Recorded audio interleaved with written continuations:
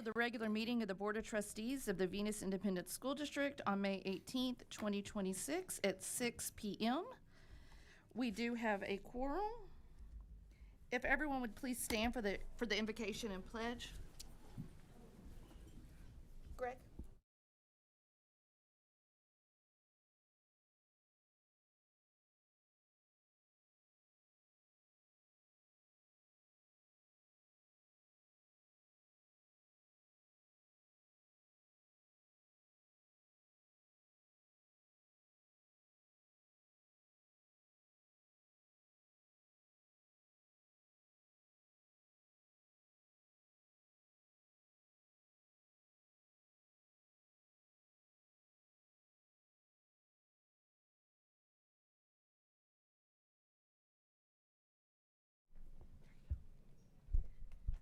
I pledge allegiance to the flag of the United States of America and to the republic for which it stands, one nation, under God, indivisible, and liberty and justice for all. We'd like to welcome everybody for being here tonight. And we will go to item number 4, recognitions.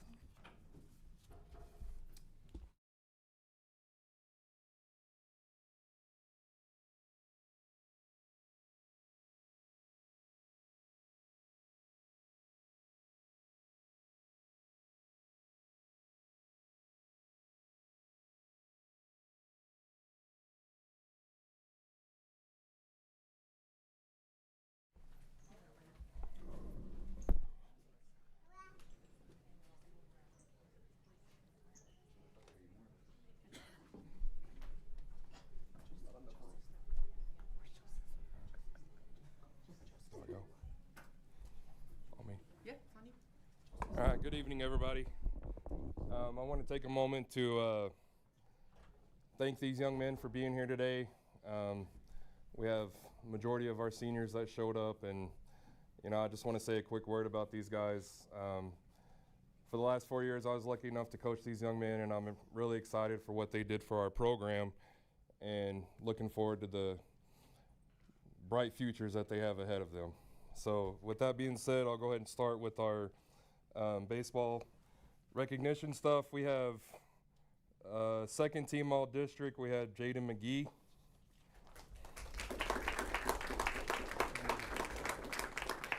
First team all district third base, Joseph Madrano. Second team all district shortstop, Caden Lucas. Honorable mention and academic all district, Colton Dady. Honorable mention all district, Jacob Swindell. Here he is. First team all district third base, Joseph Madrano. Honorable mention, Jared Varela. Academic all district, Alan Campos. Academic all district, Javen Duarte. And academic all district, Joseph Hackler. And honorable mention and academic all district, Justin Gossett.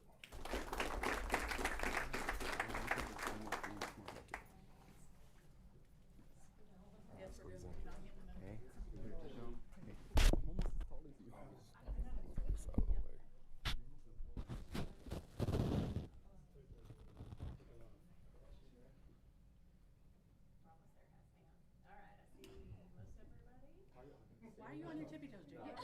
Get down, Jacob. All right, Mom wants pictures.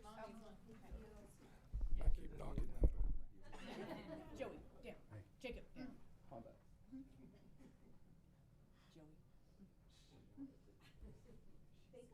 Thank you. I have my feet on my heels, you can't see it.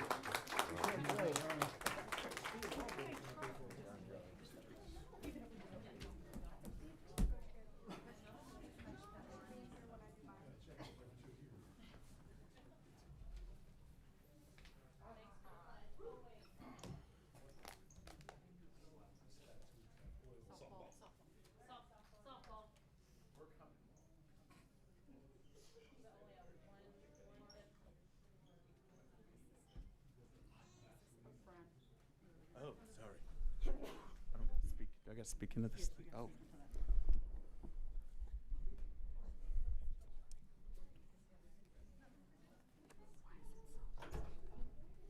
They came for you. I'm going to recognize our 2026 Venus varsity softball team. First, I want to come out and mention that even though this was kind of uncharted territory for us, it was our first time to miss the playoffs.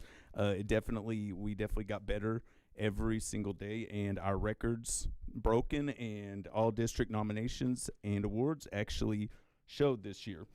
We'll start off with Liliana Alvarado was academic all district.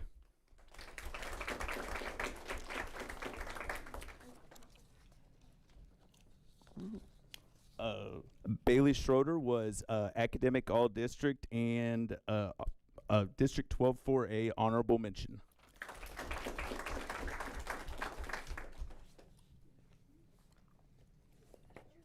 And I want to thank the board for that one right there because of, I believe it's Senate Bill 401. She was allowed to come and play for us this year. She is actually a homeschool student and closest to Venus, so thank you, board. It helped a lot.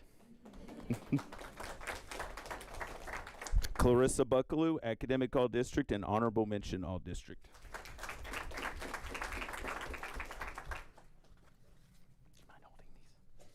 Thank you. Samantha Howell, academic all district and honorable mention all district.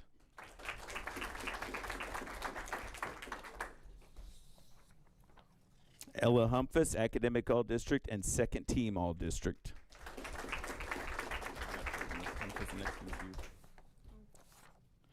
Delilah Martinez, academic all district and second team all district. And Delilah broke the record for season assists this year with 25. Maddie Ward, academic all district, first team all district, and she broke the record for hit by pitches in a season and tied the record for her career hit by pitches.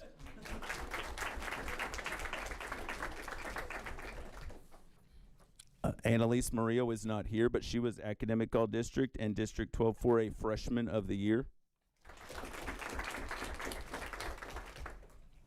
And the district 12-4A pitcher of the year and academic all district, Devin Summers. Devin also broke the record for hits in a season, slugging percentage, batting average in a season, and fielding percentage. I don't want to keep and on base percentage. I don't want to keep everyone too long, but I really we always give awards for their academics and for their performance on the field. But one thing that goes unnoticed is the kids who kind of come in, show up, and always put forth their best effort, even if this isn't their number one sport. We had plenty of those this year, but one that stuck out the most was a kid who showed up. She's a star track and cross-country athlete. She showed up every single time for practice, after track practice, and did the extra running, did all the extra work, worked on her own, and was the never-ending cheerleader in our dugout. Constantly. I have not named this yet. I'm so sorry, Jada, but I've got a little present for you. Thank you for being our spirit and backbone of our team and support of our team. Kirby.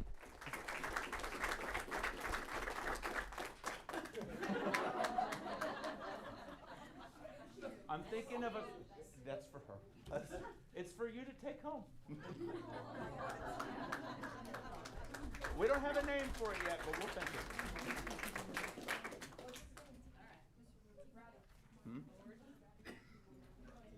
Rowdy dog.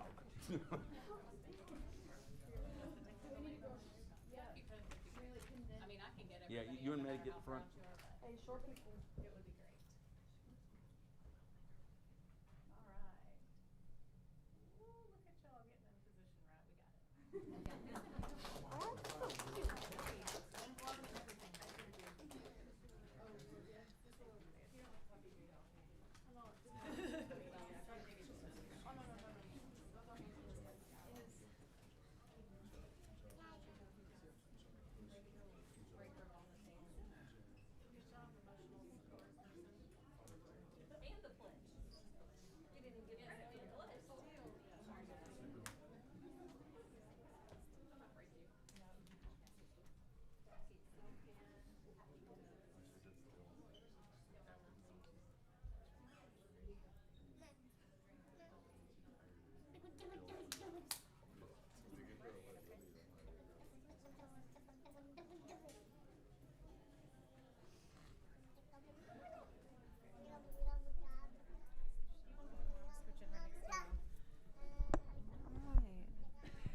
Our high school chapter of Taffy is beyond proud to celebrate our first national qualifiers for the Educators Rising National Conference and Competition.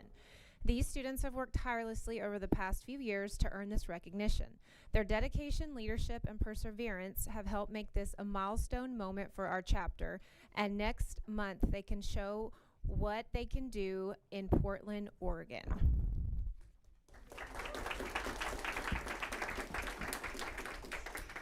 All right, first we have Brian Castillo for Taffy Children's Literature, K-3 Spanish.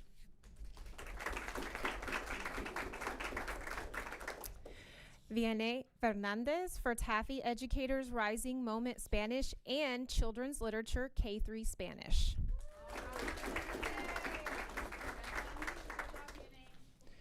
Jocelyn Peña for Taffy Project Visualize Service.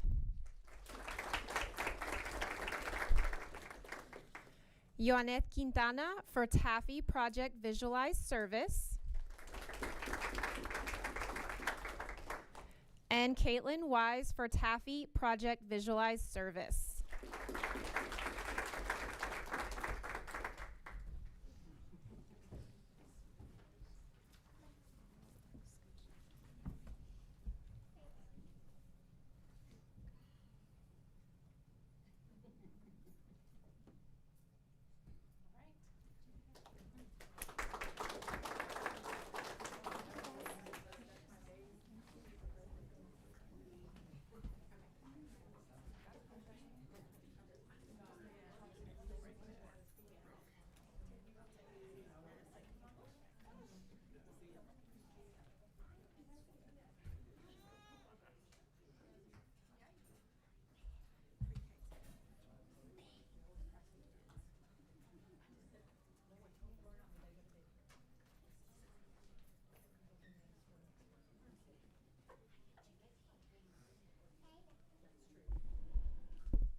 Good evening, everybody. I am a superintendent. I serve as a superintendent, Howard Gatewood here at Venus ISD. My first year as a superintendent, and the next set of awards are for our district employees of the year. And this was a real tough one because everybody knows the glue that holds everything together is the staff. And we have so many awesome staff members, whether it's teachers, paraprofessionals, whether you're working in maintenance, whether you're working in the cafeteria. It is really hard to choose who's going to represent the district of the year. Tonight, I'm going to go ahead and just name all four of them. I'm going to talk briefly about them. First up, we have the certificate of recognition. The certificate presented to Melinda Steele. Come on up.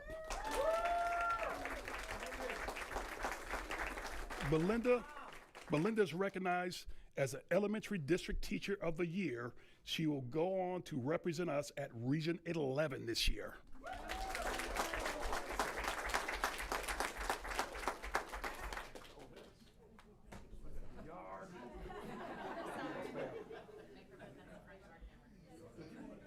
Can their family, can she take a picture of their family?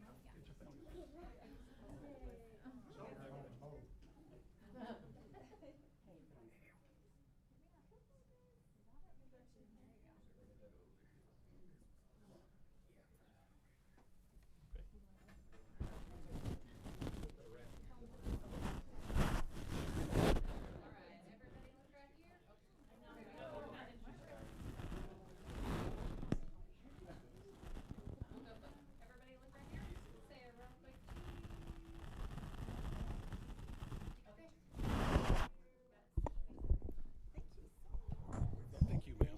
Awesome job. And don't forget your son. Yes, you.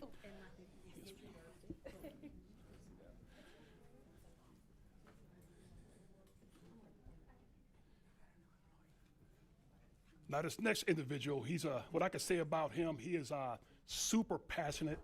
He'll do anything for the kids, even take a pie in the face to see them be successful. This is the recognized Benjamin Vomer. He's been recognized as the District Secondary Teacher of the Year.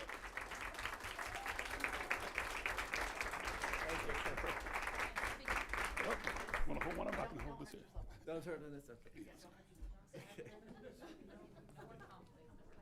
want to come on up? Come on, get the staff so they get a picture.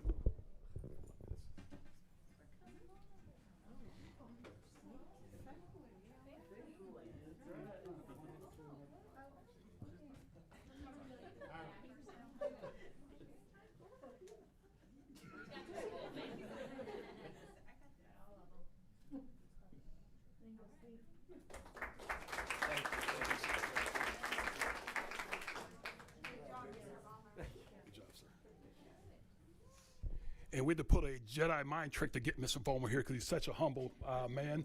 We had to tell him one of the administrators were being recognized tonight. So we had to pull a trick on him to get him here. The next person I'm going to talk a little bit about, serves as our instructional coach, second year here.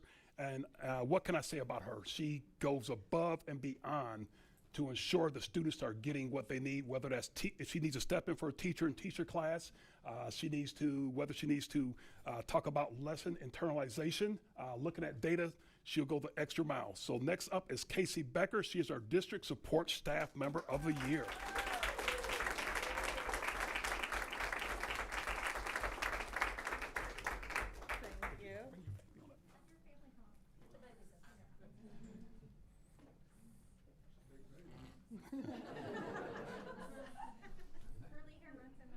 No, these two are perms. Mine is natural.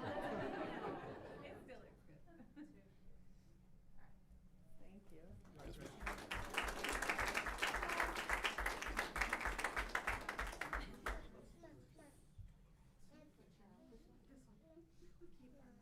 The last individual, what can I say about the last individual? She joined our family here at Venus ISD, and she hit the ground running. If you ever had the opportunity to interact with her, she is such a professional about her job, the way she goes about her business. I'd like to recognize Marcia Foyt as a District Auxiliary Staff Member of the Year.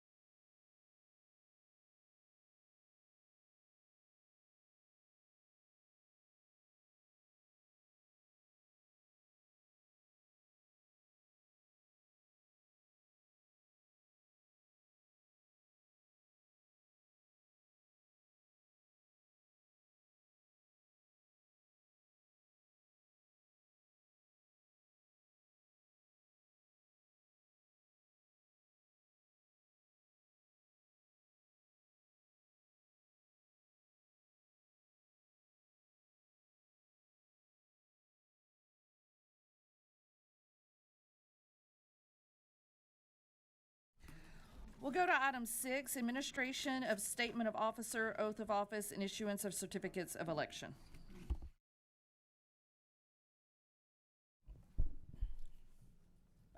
What do-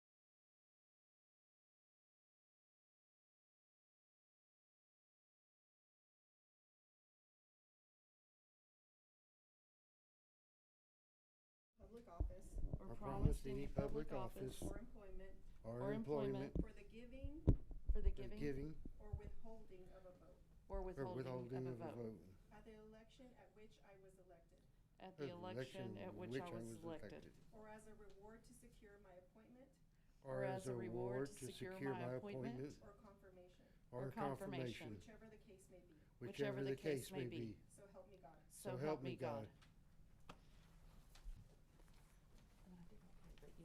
You're good. I'm trying to stay out of your way, Teresa. Oh, you're way out of We have the way. page 2 now, right? Oh, we still got page 2, Greg. One more. We have another one. Page 2.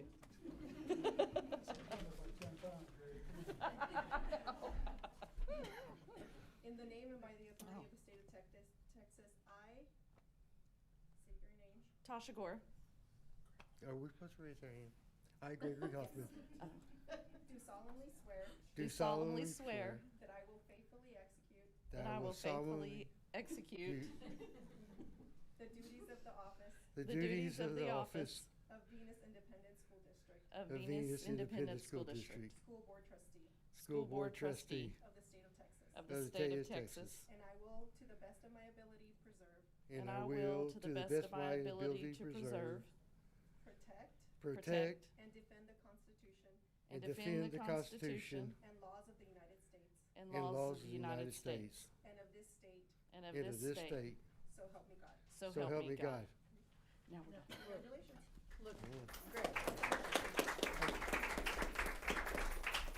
Look, Did they take good?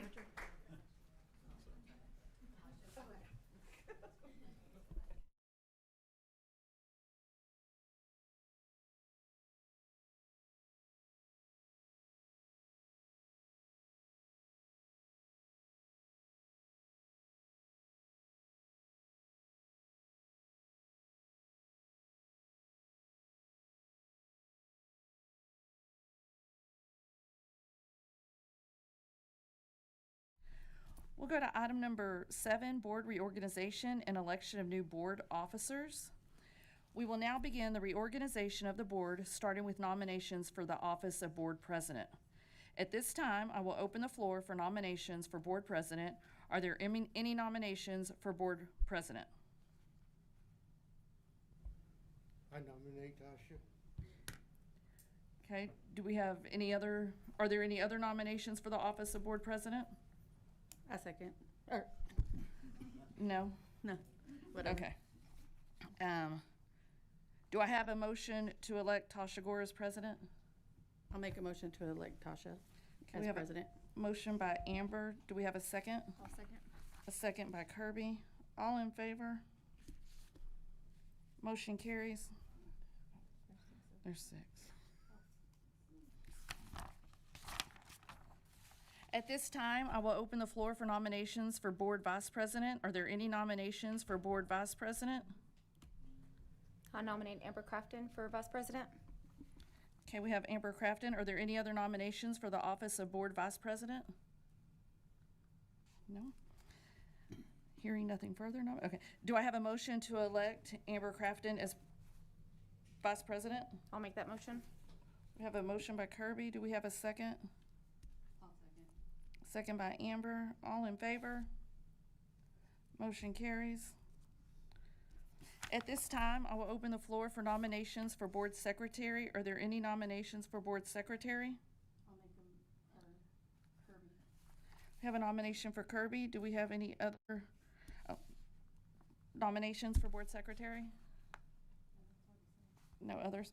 Do I have a motion to elect Kirby Sansom as secretary? I'll make that motion. Have a motion by Amber. Do we have a second? Second by Joe. All in favor? Motion carries. We'll go to item number 8, presentation of campus reports.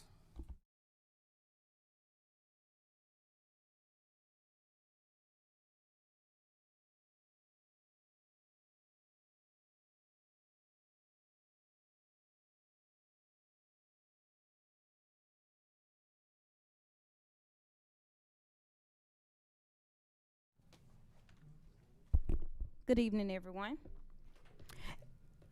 It's hard to believe that we are already at the end of the school year. It has been a busy and exciting few weeks for us at Venus Primary. Last week, our first grade students celebrated with class ceremonies throughout the week, and we wrapped up the week with our first ever Careers on Wheels event. It was a wonderful experience for our students and a great success for our campus. We are incredibly thankful for our many parents and community volunteers who participated, including representatives from the Johnson County Prairie Lands Conservation District, the Irving PD Crime Scene Investigations, Spectrum, a mobile dog groomer, and Halliburton. Chief Wood, Venus PD, and Venus Fire Department also joined us to showcase their vehicles and share information about their careers. Academically, we are proud of the great growth our students have showed throughout the year in both math and reading on their M-class assessments. Our teachers and staff have worked incredibly hard to support student learning, and even as the school year comes to a close, they are already planning and preparing for a strong start for the next school year. This week, we are celebrating our kindergarten graduates and preparing to welcome our bilingual ESL students for summer school next week. We are proud of all of our students and grateful for the continued support from our families and community. And finally, we have enrolled 41, but today made 42 pre-K students and 12 new kindergarten students for the 26-27 school year. Thank you.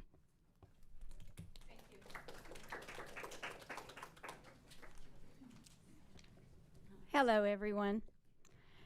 We are nearing the end, and we're very excited.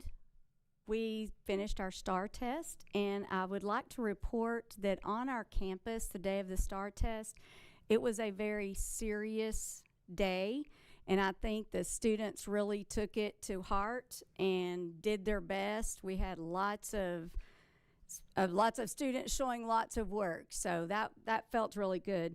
When we did our end of the year testing, the results that I've gotten back from the end of the year testing have really been encouraging. So I'm hoping that transfers over to our STAR data. We're still working hard, though. We're still working every day. We're getting down to the fun part. We just had our field day last week and had a lot of fun with that. We celebrated our attendance. I think I told you last time we had a putt-putt party plan from Miss Marcia that you just saw, Officer Foyt. She provided for us, and our April attendance was 96%. Where is she? Did I beat you? You're coming after me. Did I beat you? I'll try. We try to beat the middle school, but anyway, 5th grade won our putt-putt, and it was really exciting for them to get to do that. A few other highlights that we have this week, we are doing awards, but some of the other things, our kids have went on field trips. 4th grade did something different and brought the field trip to them. So the teacher creature came in, and our conservation, one of our teachers' husband has the conservation truck, and he brought it in. And 2nd grade took out to the Fort Worth Science Museum. So we've been having a lot of fun, and along with our lot of work, we're getting ready for next year. I'm nearly all hired up. Every time I think I'm there, somebody gets promoted to another job, and then I have to start over again, but we're getting very close. I'm very excited about the new hires. I have never, in the time that I have been at the elementary, every year we have started our bilingual program lacking a teacher, if not more than one, in our bilingual spots. This year, I have a bilingual teacher in every single spot, and they are teachers with lots of experience and bring lots of good data with them from their past experiences. So that's very exciting, and I'm looking forward to getting to take care of our bilingual kiddos and not have any bumps like they've been through the last couple of years. So that's what's going on at the elementary. We are nearing the end, and we are on the countdown, teachers, staff, students, all of us. So it's been a long year, but I think we're going to make it to the end.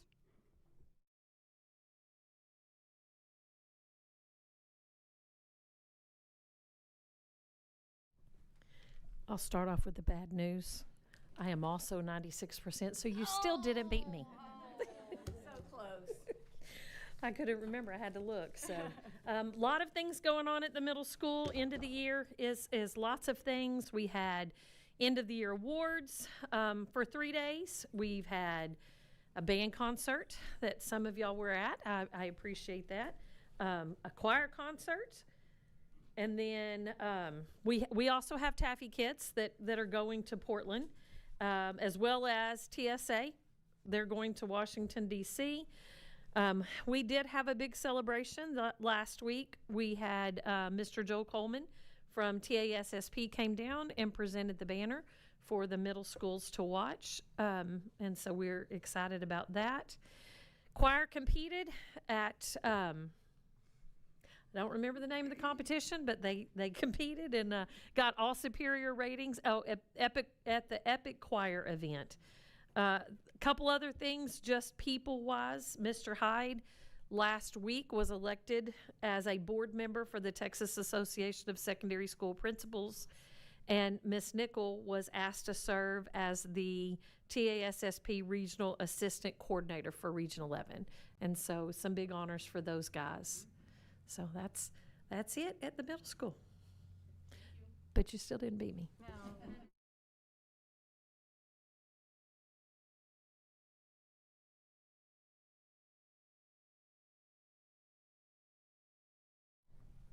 Good evening, ladies and gentlemen. I, like Miss Carroll, can't believe the year's almost over, but in a way I can, because it's been one event after the other. To start off with, on our academic performance on that top one, towards the end of the year here, we had a 3% increase of students who failed one or more classes. And then for the attendance, we were not close to 96. We were at 94. I'm trying. 94.14. And our enrollment, it hovers between 665 and 667, so we're maintaining there. On the discipline and safety report, the only thing really of significant there is our vaping. We had 5 incidents during that time, that either one or the other, nicotine or THC. So that went up a little during that time period as well. We had our of the month people. We had Jim Bob, who is really more of a father or grandfather figure to our students. And then staff member, we had Misty Johnson, and our student of the month was Sydney Veit. For the time period, our welding event, we had our Venus Weld Off, and this event grows, I think, more and more every year. We have more partners come out as well. And we had 31 welders come back from competing at the state level. And that was exciting. Out of the 31, I think we had one made it in the top 10 that he got to compete, and that's Jose Camacho, and he's really enjoyed it. He's also visited with the other welders about what it takes to get there. In our next highlight, you met Coach Cadle and the baseball boys. Baseball, with that group, I think with the new coach, it's a change of culture, it's a change of enjoying the game, is what I mean to say. Those kids had a good time playing when they were on the field, and they were really like family off the field, because when you get those boys together, it's an experience. So, and then we had prom at the Landmark, and you can see there they enjoyed themselves. They danced, snacked, and took many pictures. Everyone behaved. So I think this is the first year since I've been there that they really dressed up. They were all very well dressed and went all out. It was a great night. On fine arts, out of all the fine arts pictures, I decided to pick this one. The littles have a special place in my heart for different reasons. Grandkids and having been over at the primary before, but I picked this one because the teacher told them, I want you to think outside the box and I want you to draw something. So I looked at that one and I said, I don't get it. The response is, the cat is outside of the box. So I'm taking that's a cat owner because he understands the inside and the outside of the box. And by the way, it was a good drawing because I think that was kinder drawing. So I was impressed with his skills. We had our 4th annual College Career Military Expo, 45 vendors. We had military branches, colleges, construction companies, hospital, cosmetology, trade school, and real estate people come out. So they were exposed to a lot of different pathways. And I think a lot of our kids are really looking into the real estate. So that's a whole different conversation that we've had them. And then we've had the athletic banquet, another great group of kids there, but it was an entire season dedication to the achievements that they've made over the years. We had Cinco de Mayo, always a favorite. And then we had a young man, Julio Guerrero, go to the Johnson County Talent Show, and he won. If you've ever heard him play, of course he won. So my comment to him before he went and visited with him, asked him, which instrument are you going to play? Because he plays 3. And he seesawed back and forth, and of course he went back to his favorite, the Barry sax, and he did us proud. Upcoming events, that's not the 23rd anymore for graduation, that's Thursday. We have summer school starting, and then we'll have EOC retesting, and of course the middle school and the high school will have kids at Taffy. We go from there. So we're getting there quickly. Thank you. I have a quick question. Mhm. Are all students graduating? Or all of our students graduating? That is a good question, and Mr. Gatewood and I had a conversation about that last week and this week. We had actually, there's like 13 that were in question. It was because 6 of them could not pass, so we put them with a IGC, and it happens to be all English. So what I do at that point is I'm English certified and EB or ESL and bilingual. So those kids come to me, and I do a teach piece with them because the bilingualism helps out there. Today, as a matter of fact, all of them are now finished with their projects. I forgot what it was like to teach EB kids an essay, but yeah, I got there. The other kids in question are, is it 6? I think there's 6 of them, and it's because they either came to us and they have not taken a STAR test or they're first-time STAR takers. So we have to wait for those scores to come back on Friday before we find out if they're completely. Another thing is some of our students come to us and they have a lot more credits than they're supposed to, but they aren't able to take that, that senior class test. So we're waiting on STAR scores. Now, in the event that one of them do not pass, I will do IGC with them during summer school, and then we'll do the IGC part during the summer school and get them graduated. Okay, you're welcome. Yes, we've already had that talk with them. We told them they're going to walk, and then the counselors and I sat and we visited with mom, so they all understand. So they'll get their cover, but they won't get the diploma until Friday once the scores come back, and then they'll come back to the school, and then and if not, I'll be there for the IGC, and then we'll complete them. Okay? Thank you. We'll go to item number 9, presentation of Mentors Care Program. Mrs. Baker.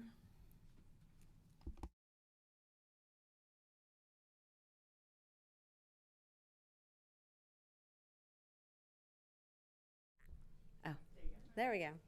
I'm Michelle Baggett. I am one of the area managers of Mentors Care, and this is my 10th year to be with the program, and I still love it just as much as I did 10 years ago. I'm just honored and blessed to continue to do this work, and just thank you for allowing us to be here tonight. We have gathered a few stats that are preliminary. We will submit all of the finalized stats this summer when all of the grades are inputted, but we wanted to share kind of a snapshot of how the year went and just share with you some of the successes that we've had on campus. Is the arrow working? Do I have to hit something? Oh, no. Okay. So here at Venus, these are stats that we gathered from the fall semester until the end of January. And so we had 14 total seniors, 60 total students that have served on campus. So we definitely had a full caseload. With those, 63 volunteer mentors step foot on campus every week. And I know there are a few of the board members that serve as well. And so we just thank you so much. These are amazing community leaders, church leaders, businesses that are coming on campuses every week, seeing not only what teachers are doing and what staff is doing. It kind of bridges the gap of understanding all of the stresses that are put on in the school because they see it while they're here every week. With that, 1,100 hours were spent mentoring this fall. And we have one of the stats that we grab are the first gen graduation. So this is father, mother of the student who hasn't graduated. So 6 of our current students are going to be first gen graduates. Some of the indicators that we track are the state, the Mentors Care, changeable indicators, and the ACEs.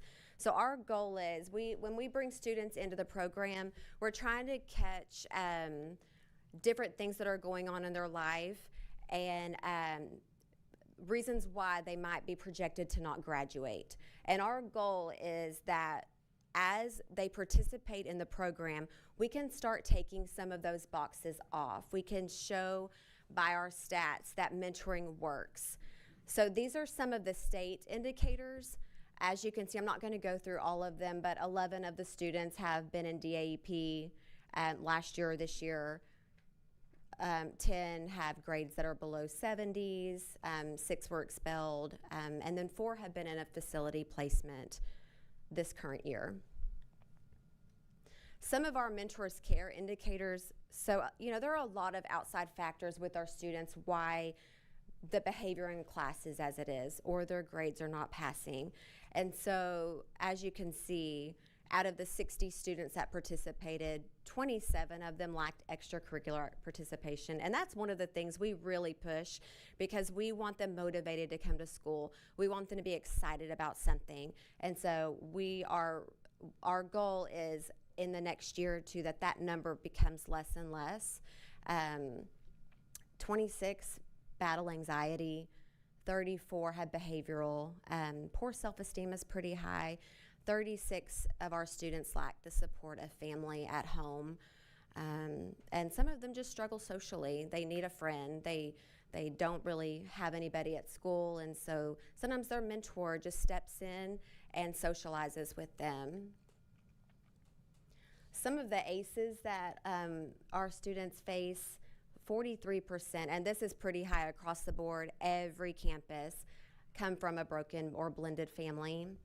And 25, which is pretty high, have faced some kind of traumatic event in their life. They're struggling with anxiety on that.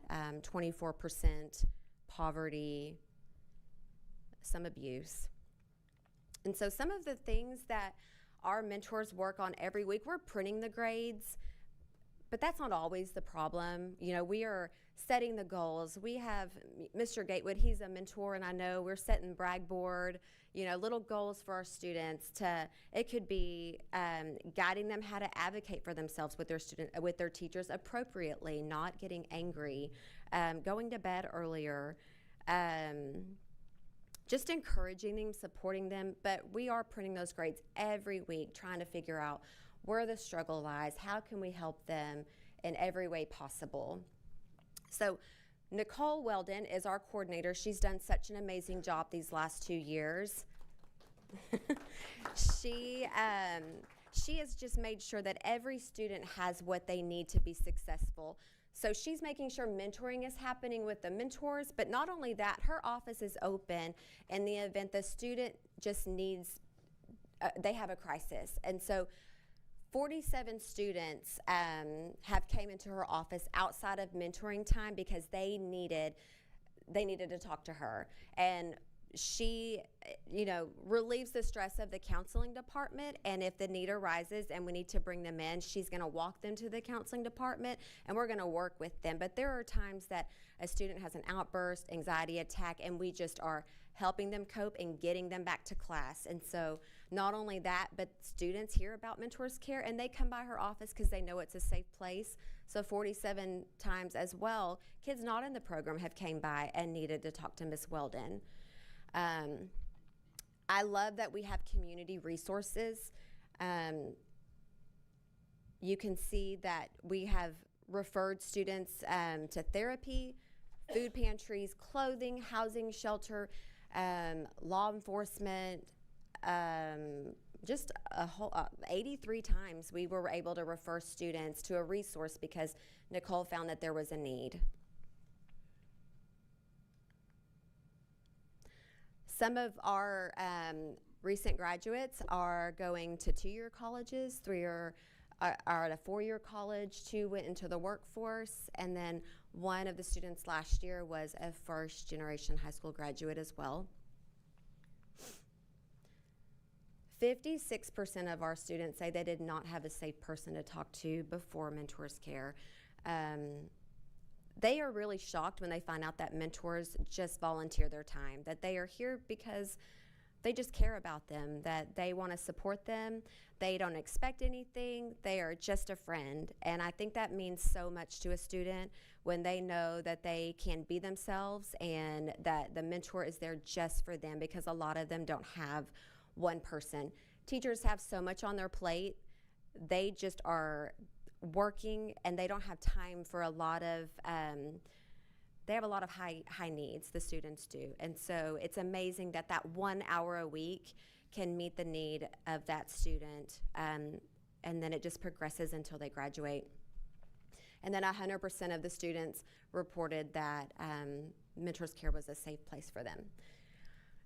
Mr. Gatewood he's just an amazing mentor, and Carl Smith was a huge advocate for Mentors Care, just well loved. And so we started an award a couple years back, and he's just been such an advocate for us that he was nominated for the award this year. So we couldn't do it without him. We're grateful to be here. We hope to continue this relationship for many years to come. Do you have any questions for me? Thank you for all y'all do. Well, thank you. Thank you for seeing the need and saying yes. Well, I almost forgot. The main reason Lilith is here, she is one of our students, and she would love to share something personal about how Mentors Care has affected her.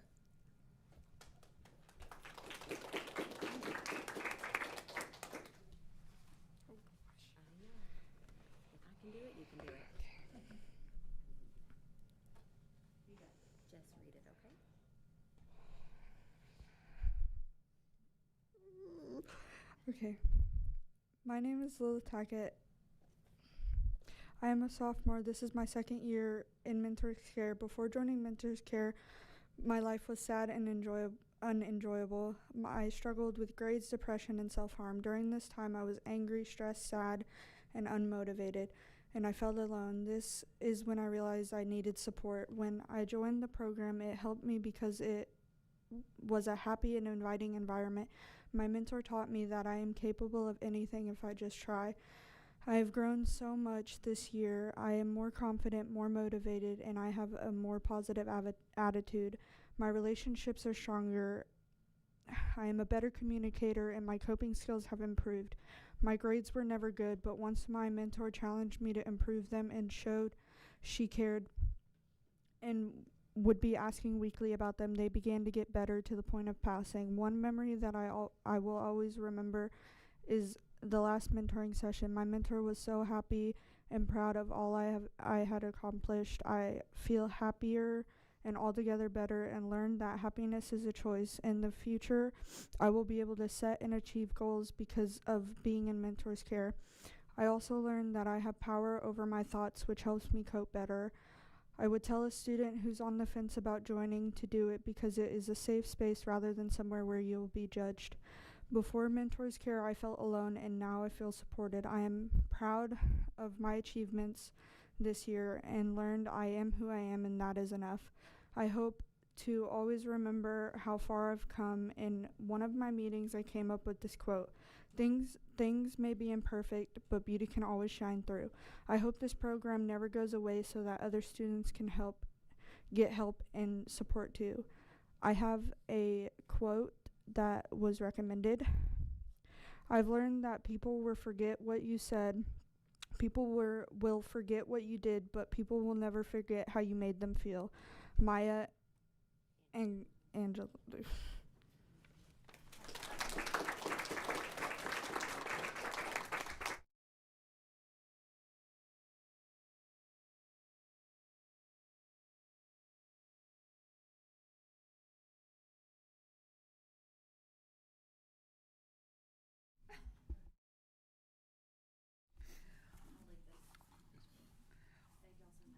Thank you. We'll go to item 10, presentation of GT program. Dr. Morgan?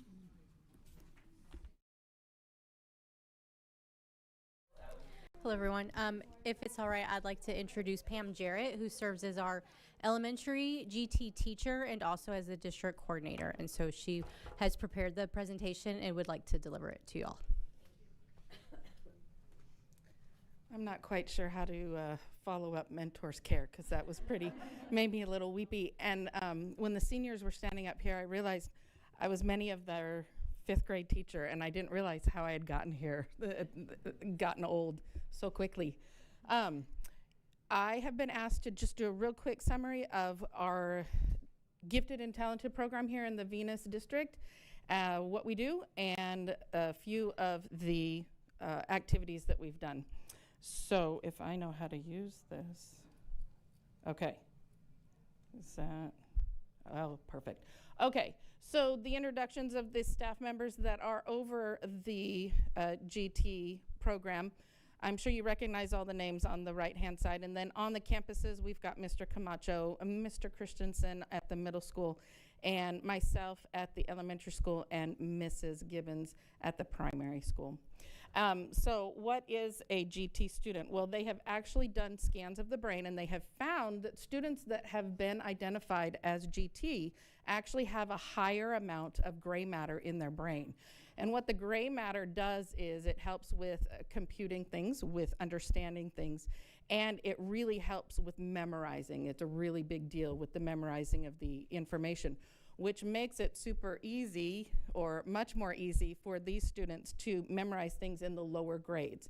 And so they kind of rely on their memory rather than learning some of the executive skills that they need to have later on in their middle school and high school careers. And so that's something that we focus on in primary and at the elementary school, trying to help them really practice their executive skills of taking notes and then referring to those notes when they need to. But I'd like to contend that it does not help them focus as much as I would love them to, and sometimes their decisions aren't quite as fast. But the reason for that is because a GT student, you give them one topic and they take anything that they think might connect to that topic, and they bring that net as far out, oh sorry, I almost ate your mic, bring it as far out as they can, and then they bring it all in, and they have to go through everything before they make their decisions. So they're not always faster at the decisions, but they have taken a lot of information and put it through their brain. All right, I already addressed that a bit.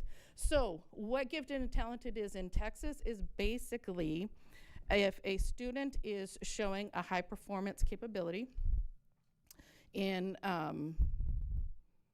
creative ways or artistic ways, if they are able to be a really good leader, or if they excel in a specific academic field, they could be GT.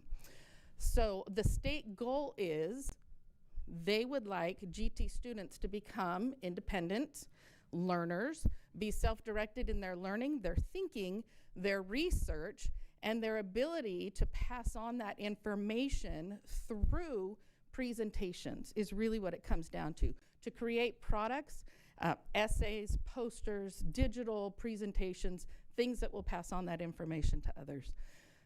Showing their individuality, their creativity, and to make sure that those are professional quality. So to sum it up, to quote Ms. Frizzle, they need to learn how to make mistakes and get messy, and then be able to make a professional grade presentation so the rest of us can join in with that information. The legalities that we have to live by are the teachers that instruct GT students have to have training, and then each year they need to do an update to that training.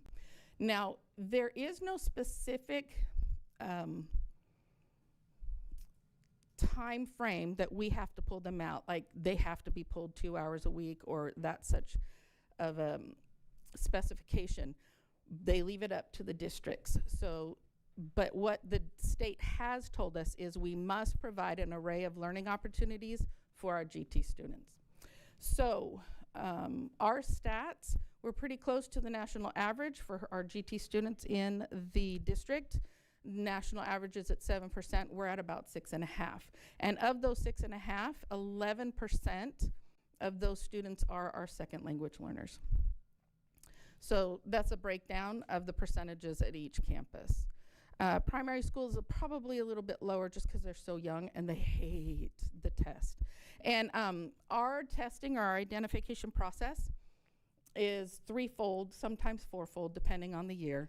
But we use parent surveys, teacher surveys, and recommendations. We also take recommendations from parents, and then we use the COGAT testing for quantifiable data. All right, the way that we run the GT program here in Venus is the primary school pulls out once a week, and elementary pulls out once a week for a full day. And then middle school has a dedicated class, and high school does servicing through them being enrolled in advanced courses. It's super important to understand the GT program is not added work. We are not stressing these kids out. What we're doing is we're taking them out of a classroom when they're learning material they have already mastered and letting them use that in hopefully real world situation type projects or project-based learning. So what that might look like over at the primary school this year, they used the curriculum out of the cycles manuals, and so they were able to dive a little deeper into different cycles and have discussions a little bit more in depth than they might have otherwise had. At the elementary school, I love the GT kids and the projects we do. So the road trip is one of my most favorite. This is where they learn internet safety, internet research skills. They learn how to present. We do a digital presentation on Google Slides, so they're learning the programs that they might use in upper grades. And they're using their math and learning mapping because they have to do a road trip somewhere from Venus to anywhere that a car can take them. So I've had some go down as far as South Mexico and some up to Alaska and a few over to Nova Scotia. So those are some pretty good projects. I love those. And we usually watch those at the end of the year and have some fun with that one. Really get into history. And if you notice at the end of all of them, there's always a presentation of some sort. Sometimes it's just to me, sometimes it's to their group, sometimes it's to the class, and sometimes it's digital, sometimes it's hard copy. Adopting a pet, I know the parents always love that one. Okay. Solar ovens are a favorite because they get to eat s'mores. Catapults are always a favorite. And we love guest speakers. We have guest speakers in the room as often as we possibly can. So if you look over here to the right, that's Mr. Davis. He's our forensic scientist, and he has taught the kids how to take fingerprints and how to test substances, and he even set up a crime scene that they all had to figure out and write up a report on who they thought the culprit was, who stole, I think, Mrs. Jarrett's soda, I think is what it was. And then they had designed parachutes in that one. Over there at the far right, that was one of our field trips down to Austin. The state Congress was in session, so we were able to watch things go on. It was really a really great field trip. And our most recent visitors are the adaptive athletes. And they are a group that are starting to tour and bring attention to injured people. They have all been in accidents to where they've lost a limb or the use, again, lost the use of their limbs, and they were able to share with the students that they are still achieving the goals that they had. They're just doing it differently, and that's okay. They are amazing speakers. All right, on to middle school. Mr. Christensen shared this, and I love what he said. Creativity, critical thinking, and the real world problem solving. So these are a few things that they've been able to work on. I really loved the travel poster and around the world in 6 stops. So there's a lot of research going into that one. The 3D design. And then what he says at the bottom here, the goal is to create a dynamic and varied learning environment that encourages both independence and curiosity. It's even a better goal than the states. I love it. Okay. And here's a picture of their experiences while they were doing some of their projects. And that's a real quick sum up of our gifted and talented program in our district. Anybody have any questions for me? Because I'll come up with an answer. Thank you. I was thorough. Nice.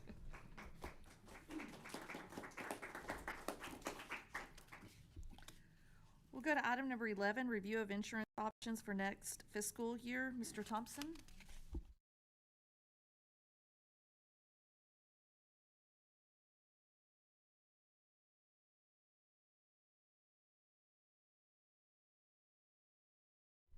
President Gore, members of the board, good evening. This is our district options for insurance this upcoming fiscal year 26-27.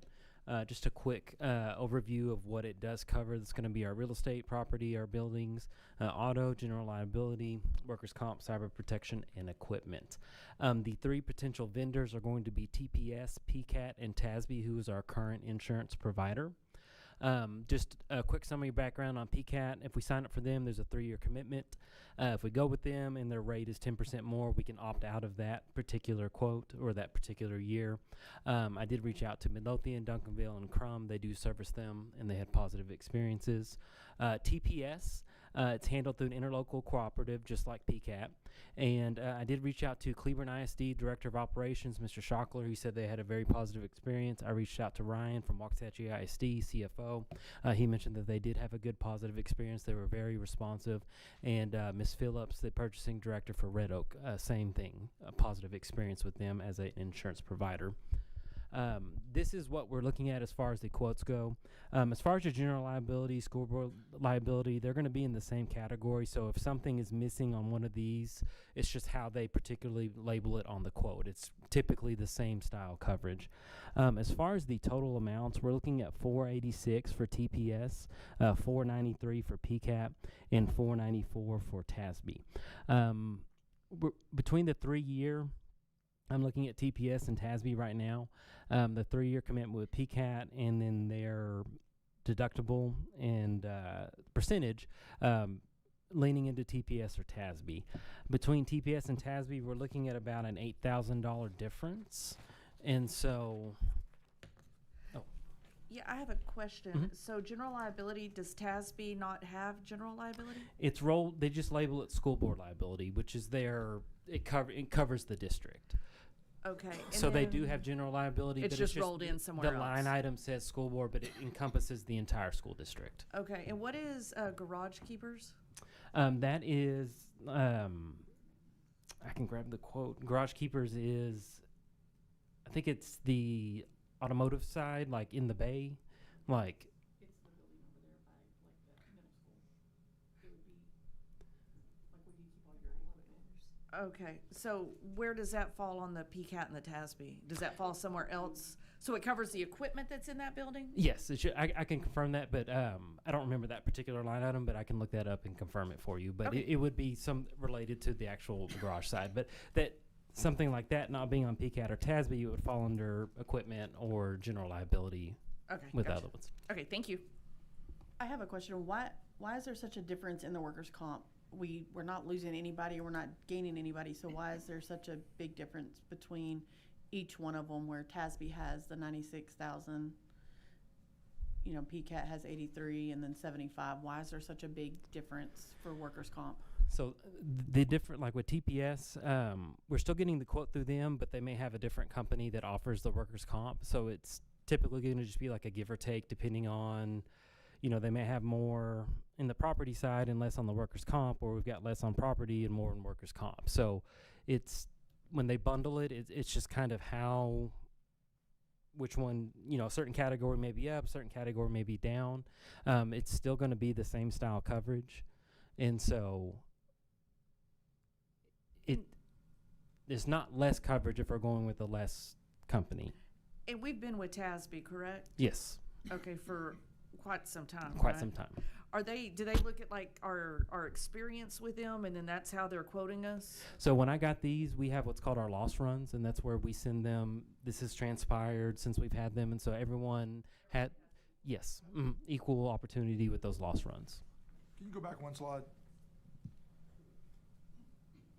All right, go forward. So, but it doesn't matter how good it is if they come back and rule against us.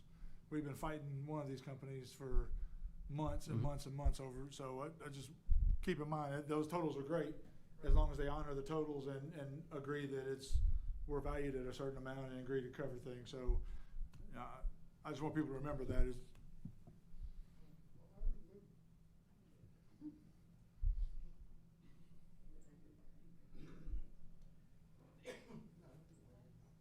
Any other questions on this particular one? Okay. The deductible can mean a big difference if you've got a windstorm or something between the 1% and the 2%. It can. What we have to pay out of pocket. So, Keep that in mind.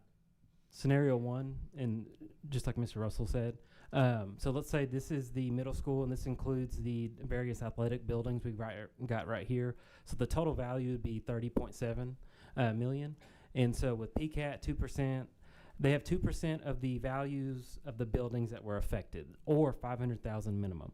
So with PCAT, you take the 2% value of 30 million, and we would have we would have to pay 615,000 if there was a wind or hail event in this particular area.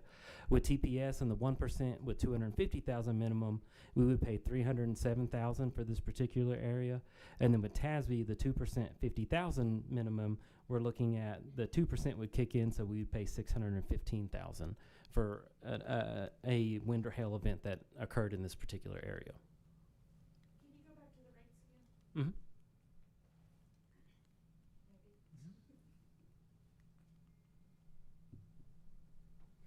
The 2%, 1%, and then the minimum events for wind and hail are going to be right here.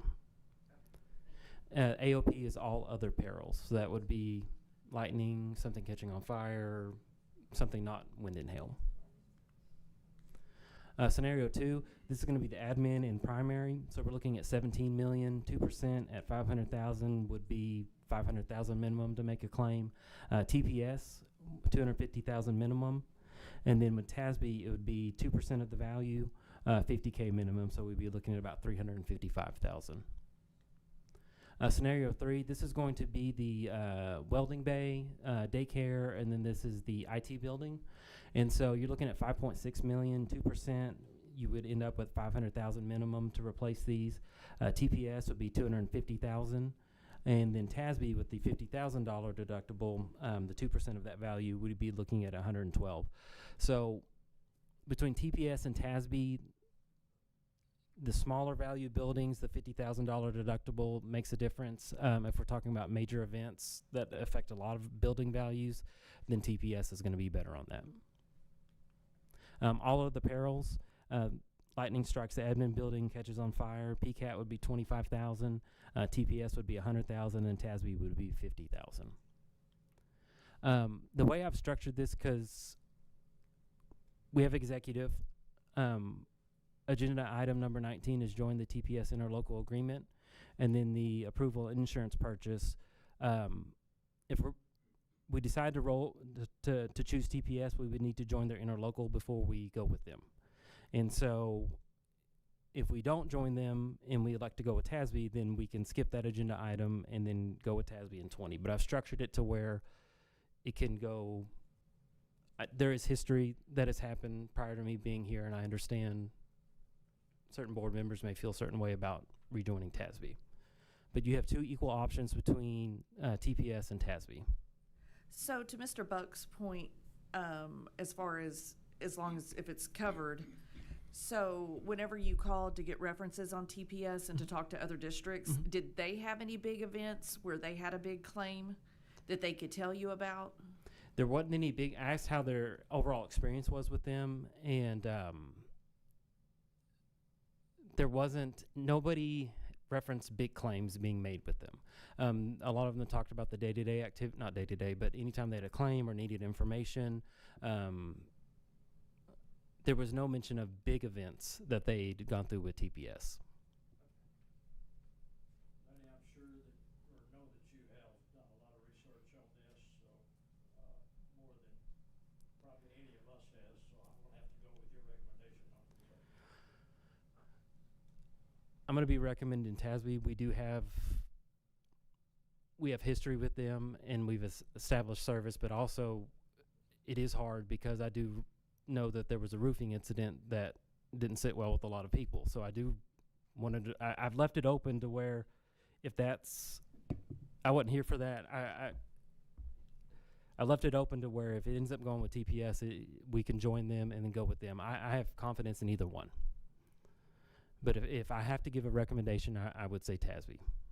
Because the issue wasn't what the deductible was. The issue was them not paying at all. That's the issue that we're dealing with here. And I think everybody's beating around the bush on it, but they're kind of asking it directly. Have you checked to make sure that these companies have paid big claims before? Because when we ran into that, we didn't get paid. Or they didn't want to pay, we'll put it that way. I don't have that. I can find that information out, but I don't have it right now.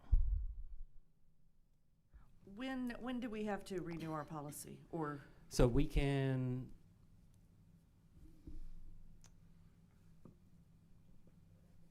let TASB know that we can reserve our rights within 30 days of July 1st.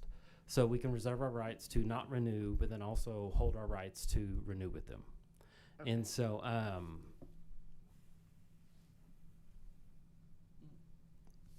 essentially the end of June.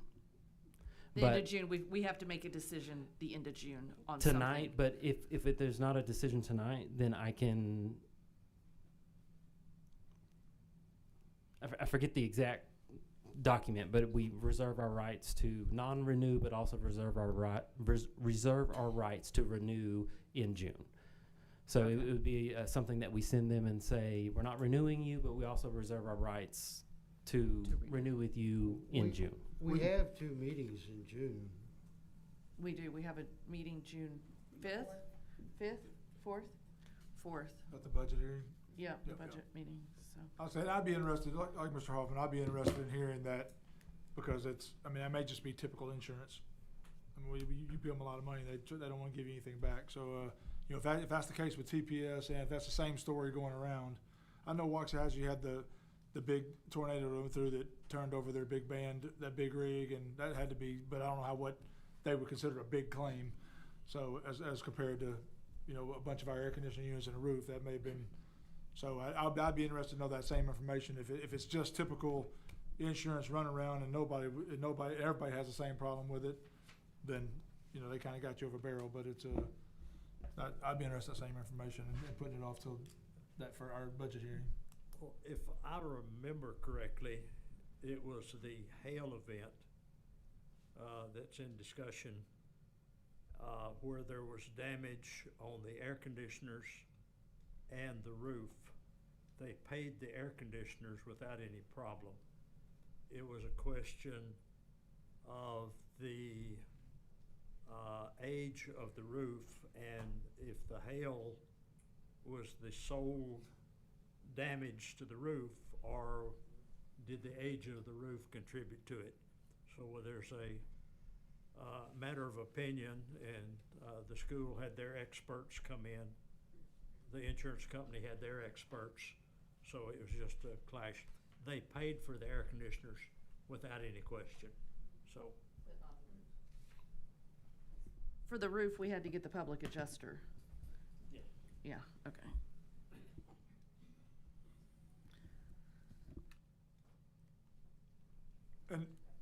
And that, well said too. So, again, as a board, we see parts of it. Y'all work with it every day, so y'all know the full story, and y'all know everything. Like somebody alluded to, I think Joe was, you work with them every day. You know exactly what's feasible and what's not feasible. I mean, maybe not you because you weren't here, but if you're comfortable and you think that's just part of doing business, then absolutely, I'll go with your recommendation.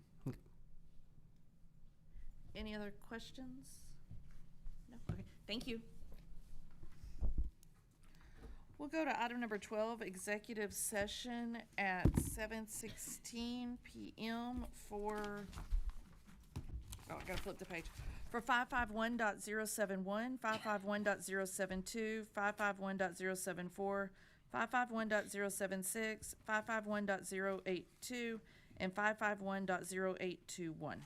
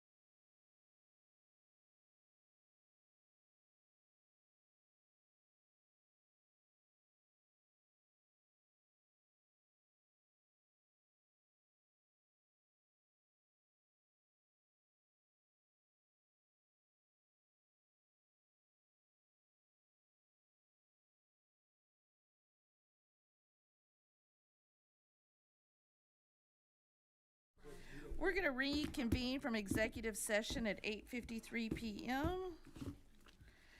We'll go to item number 14, consent agenda. Did anybody have anything they wanted to ask questions on? I do have a question. I'd like to pull B. Item B, approve state mandated 3-year safety audit. That's the one from last month though, right? Or is that this one from just one? That's what we just went over. Oh, okay. I'll second that. Okay, so we'll approve the state mandated 3-year audit from the We'll pull it from the consent. from the consent agenda, yes. Is it going to 15? Or is it going to a later date? I think a later date. Does anybody else have anything on the consent agenda that they want to pull, or any questions? Just for Robert's Rules of Order, would that be tabling it? Would that be tabling it, Joe? To pull something from the consent? The way the consent agenda is actually supposed to work is you're supposed to take the item out and discuss it after you pass to the consent agenda. In other words, you take it out, you pass the consent agenda, and then you discuss the item you took out. And we discussed it before we even voted. on Before we the even rest of it. voted. So can we still pull it out? So technically, you got it pulled out right now. Yes. And if I make a motion to pass the consent agenda as presented minus that item, that motion stands right now. Okay. And which I just did. Okay, so we have a motion from Greg to approve the consent agenda with pulling out the item B. Do we have a second? I'll second. Okay, so a motion by Greg, second by Amber. All in favor? Motion carries. Now you bring up B. Okay. That's the way it said. When we started the consent agenda, I was the president, and that's what we were told the way we do it. Okay, perfect.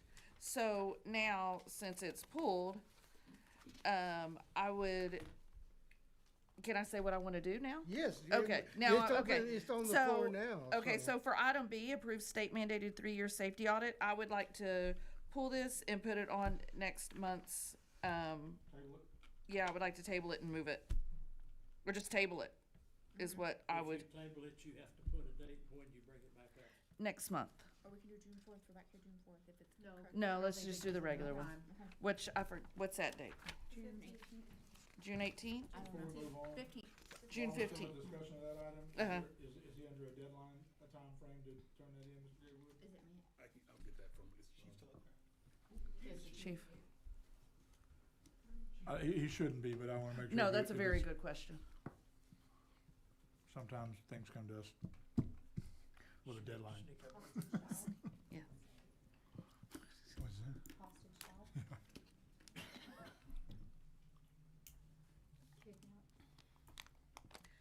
On the safety audit, is there a time that we have to have that approved by? No, we just have to have it presented and approved before the DAR tool comes out, I think in August. Okay, okay, perfect. Yeah. Okay, thank you.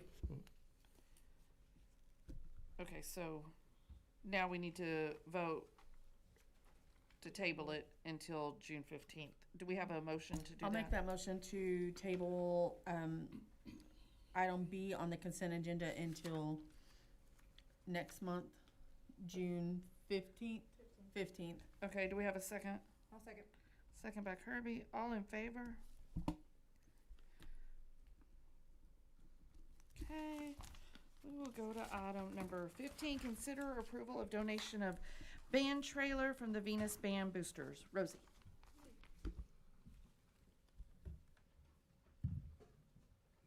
Gonna put motorcycles in there.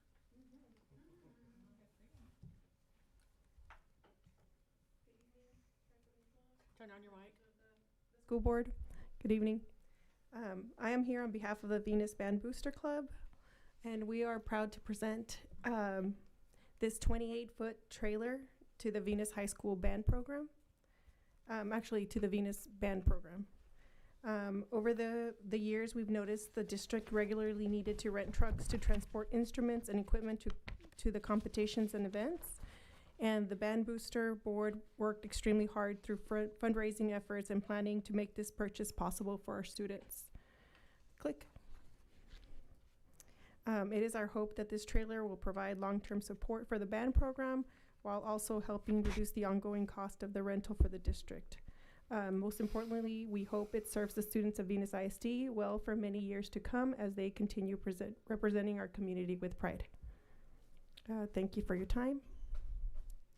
Are you gonna put anything Venus on there or just leave it blue? So this would be, we are donating the trailer as is. And So the school would have to do The school that? would, yes. Okay. And so as a booster, if they do approve it at one of our next meetings, it is something that we are looking into, but as of right now, we've extended all of our funds to purchase Which I think the trailer. blue is great, and I think you Yes. also run into issues where, if you put a lot of stuff on there, sometimes people know what's in there and then they want to steal it. So I Right. don't know what the best thing is, but it's very pretty. The blue's really nice. So, not to be a little bit of a negative Nancy, but at 28 feet, does that require any further licensing to No. pull a 28-foot long trailer? It's a 2-axle. Okay. So it does not. That was one of our things. So it can be pulled with any with a pickup truck. Yes. Yes. No, that was something that we looked into, and I had talked to Ms. Tubbs about and Mr. Gatewood about whether we were going to have what would be the best way for us to be able to transport that if we were always going to have somebody. And does the district have a vehicle? I guess you're here on behalf of the Booster Club, so does the district have a vehicle that can safely pull if it's fully loaded, that GVWR would be? We do, but Okay. this also, with them purchasing this also allows a parent to drive their own vehicle to pull it and not have to rely on, because I don't have very many employees that can do a truck and trailer because it's very, right, left. Anyway, this allows a booster member to drive their vehicle. No, super awesome Yes. and things, but it's just that when you start getting that big, it starts creating some other problems with weight and stuff like that, fully loaded, and so, no, thank y'all. And will this be housed here at the bus barn? Yes. Yes, we are. So it will be, we're transferring title, everything to the district. So it will not belong to the boosters any longer. That is really awesome. Yes.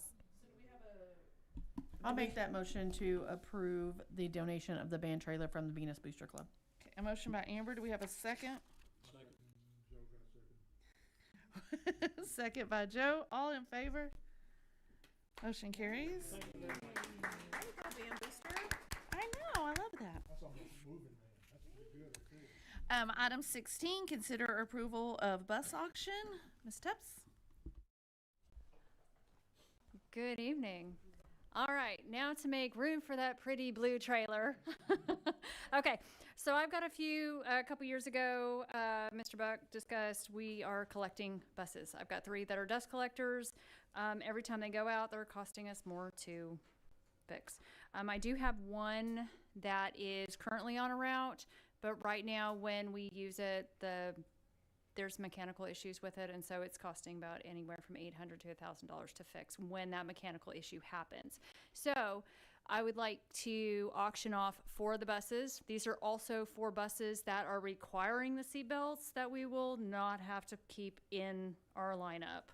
And then I've worked with Lanny. We've got kind of a 5-year plan going where at the end of that 5-year, I've got, in theory, 7 buses that will need to be retrofitted. I've also spoken with about getting just the back, so that's a thing now. But I've got to get a quote on that to see what that's up for. But for right now, it's to make room for that pretty new trailer. One question, has Darren got everything off of these buses? Not in. Can be transferred over to current buses? Not until we get your approval to auction them. But he will do that. Absolutely, yes. They have to be stripped and they have to have our names taken off of them before they go. And when is the auction? As soon as I give her the okay. She's already got pictures and she's got all the information. Is it a site like through Buy Board? I know we're not buying it, but is there something is there regulations we have to have? I know we auctioned last year, didn't we, or 2 years ago? 2 years ago, same process. It's Renee Bates. Any other questions? No? Yeah, I am kind of curious, and then I know I'll find out the answer, but if we've auctioned before, what do we usually get for a estimated price on a used bus like these? For the 6 buses we auctioned off last time, we only got 7,500 or 7,700. Not very much. I don't anticipate us getting probably about the same, maybe a little bit less.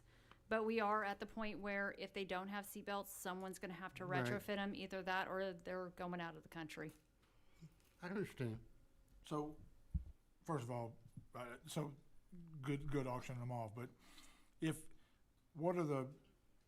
are any of the 4 like super operational to where, what if we stripped them out and used them as an equipment bus or something like that? We don't need it 'cause we have a 28-foot trailer now, but No, we couldn't send them on long distances. They've been on that stop Okay. and go with the diesel They're not engine. even- They're yeah. just, nope. Okay.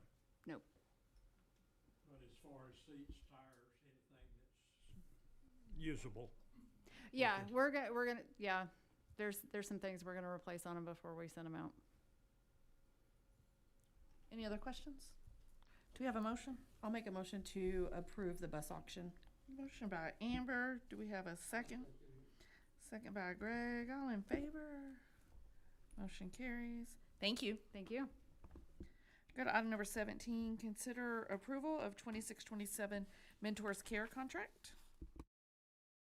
Yes, ma'am. As you've seen earlier, the Mentors Care presentation is a great service that we provide our high school students. I've been a part of that program, I think, 5 years going on now. Just the impact that it has on the campus culture is tremendous. Not only just helping the students, just the campus culture all the way around. I wish we had a program that was similar that we could bring to the middle school, but it's only unique to the high school. In the contract, they did lower the price for us by, I believe it's $49,999. Again, this is a contract, again, that we standardly execute with our Mentors Care. Any questions? And there's nothing with the contract, like Mr. Dubner has reviewed the contract, or is it the same as last year that he's already approved, just the lower amount? Yes, ma'am. It's the same standard contract that we get all the time from them. Nothing has changed in it. Okay. It's your recommendation that we continue with them? Yes, sir. Tremendous program. Like, again, that is a game changer on the campus. You're talking about when you're at a campus, it's catered for your 60th toughest kids that are on campus. When you can meet those 60th toughest kids' needs, that changes the whole culture of that campus. Because I'm a part of that program, and I just know the kids that are needs are being met by that program and being serviced by that program. So it is my recommendation that we continue on with this here program. And not only the 60, there were an additional 48 that we were able to fill the gap for. Madam Did you have a President, I'll question? make a motion, we approve the 26-27 contract for Mentors Care. Motion by Randall, second by Amber. All in favor? Motion carries. Go to item 18, consider approval of janitorial services for the 26-27 school year.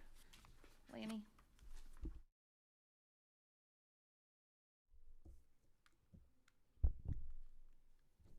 President Gore, members of the board, good evening.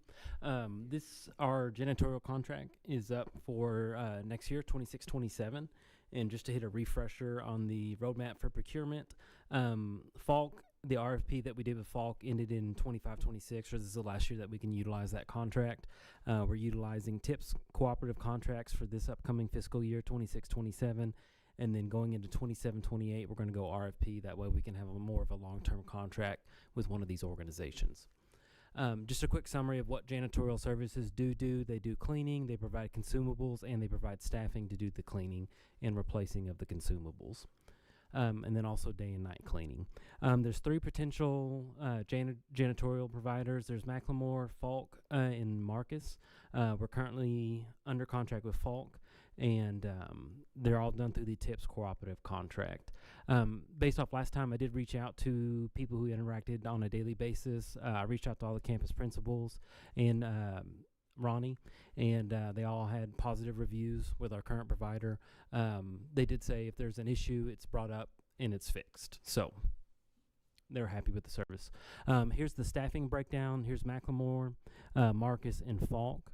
It's going to be split across project manager. It's going to be the core person that manages the daily contract. We have people during the day, an evening supervisor, and night cleaners that take care of the campuses and locations at night.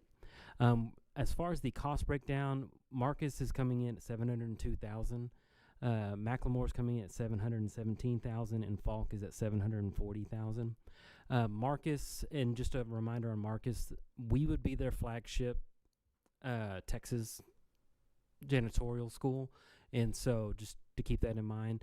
Macklemore is also comparable. They do Service Hill College, Lido, and Palestine. Those are kind of close to where we're at as far as geographically, but Marcus we would be the flagship Texas school for them.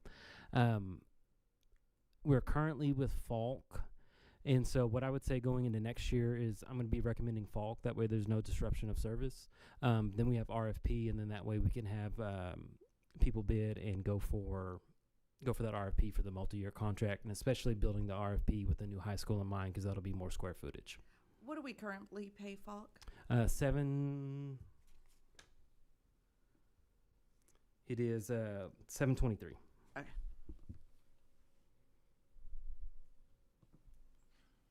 We accept the motions. Does anybody have any questions? Sorry. Yes, do we have a motion, Randall? I'll make a motion that we approve the Falk contract for, is it one more year? Or One more year, and then we'll go RFP going for the into next year. 26-27 school year. Okay, motion by Randall, second by Amber. All in favor? Motion carries. Thank you. Oh, don't go anywhere. Well, we're gonna. Can I just go ahead and make the this motion? is-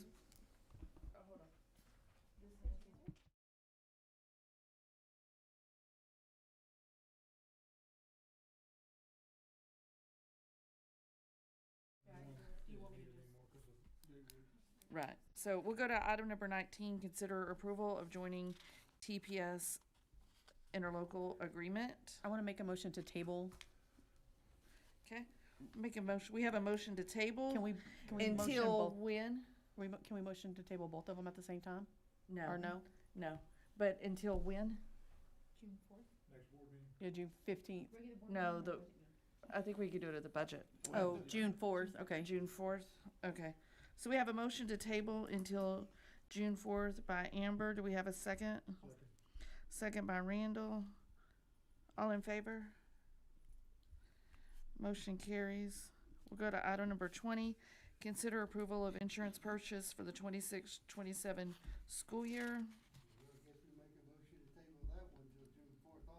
Okay, we have a motion by Greg to table until June the 4th. We have a second by Randall. All in favor? Okay. Item number 21, consider approvals of matters related to personnel, employment, and termination. No, we don't need to do anything because you have hiring authority now. Good, item 22, reports. Mr. Gatewood? Yes, ma'am. The year's coming to a close. I'm getting excited about the STAR and the EOC results getting ready to come out because our campus principals and our teachers and our staff has worked very hard. They've embraced the PLC structure changes and just looking excited. Like I'll give you an example here. I know Ms. Buck, she called me today. She was super excited.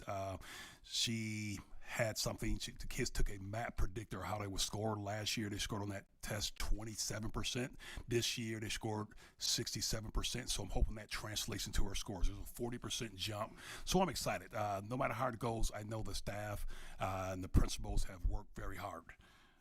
Terracon will be out there drilling at the site tomorrow, again getting us going here. We're on the right path with our geotechnical survey for our new high school, so that is going on tomorrow now. And Mr. Russell has drove by and he's seen their big rig already parked out over there, and we're ready to rock and roll. Again, graduation will be Thursday at 7 p.m. at the Civic Center. It's going to be an awesome time. Looking forward to that event. And the end of the year celebration will be on at Friday at 8 a.m. At the Venus Middle School A-Gym. Again, just celebrating the staff at the end of the year. I've promised the principals I will keep it an hour max. So I don't have a PowerPoint presentation. So on Friday, sir. Yes, sir. So please come on out. We're going to recognize our retirees, our district staff of the year, our service pins, service awards, and it's going to be just a great time. Just want to thank the staff and get them on their way, because one of the beauties of just sitting there, those principal seats just 2 years ago, I know what's going through staff mind. They didn't come to see the superintendent give a presentation. They're thinking, hey, I got to go ahead and check on out of here and get going. So it's going to be short and sweet and to the point, but we will thank them for all they've done this year and recognize the people we need to recognize. Okay, that's all I have, ma'am. Dr. Vega? Hello, board. Yeah, you're going to make a lot of people happy, Mr. Gatewood. Get in there and get it done. Kind of like Mr. Gatewood mentioned, star results will be coming out Friday. Will be spring EOC, so those will be EOC, and then the next Friday will be 3rd through 8th. And so we're excited to see the results, but also it'll kind of fuel our work for next year. So I'm excited about that, to see where we stand, and so we can use that going into next year. Following that, we'll do our school improvement submission to TEA, kind of the next step in our school improvement work. So we won't do that until we get the results back, and then we'll basically have to do some reflection. Did what we did work or not, and then what we would do moving forward.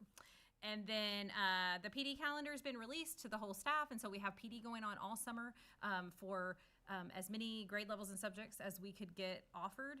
And so we're excited about that. The C&I department's been working on it. And then we're planning our admin retreat to work on building the capacity of our administrators. And so that'll be in July. And so I'm really excited to get to do some PD with our administrators before the school year starts and kind of start out strong. So how does the PD work with our new teachers coming in? So we have a new teacher academy or a new teacher session, and so those dates are set, so we communicate those to them.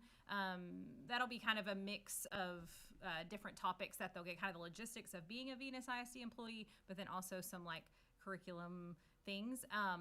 The 2 days, that's a Wednesday, Thursday? Yes, Dr. Morgan's been working on this too. Wednesday, Thursday. So Monday, Tuesday, we're also inviting them to kind of a more intense curriculum, specifically Bluebonnet, but also Amplify, so that when they start, we're really trying to encourage everyone to come to those days so that when they start, everyone feels really prepared for the school year. Okay, good. Thank you. Yeah, no problem. Mr. Gatewood, when was the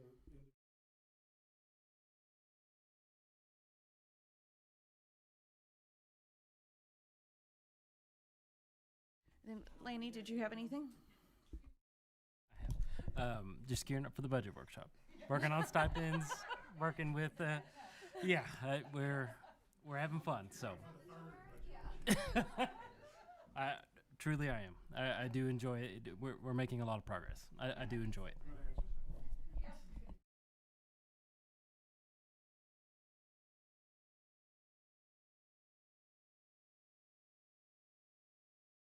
Item 23, board requests for additional items. Anybody have any additional items? No? Okay, so we've got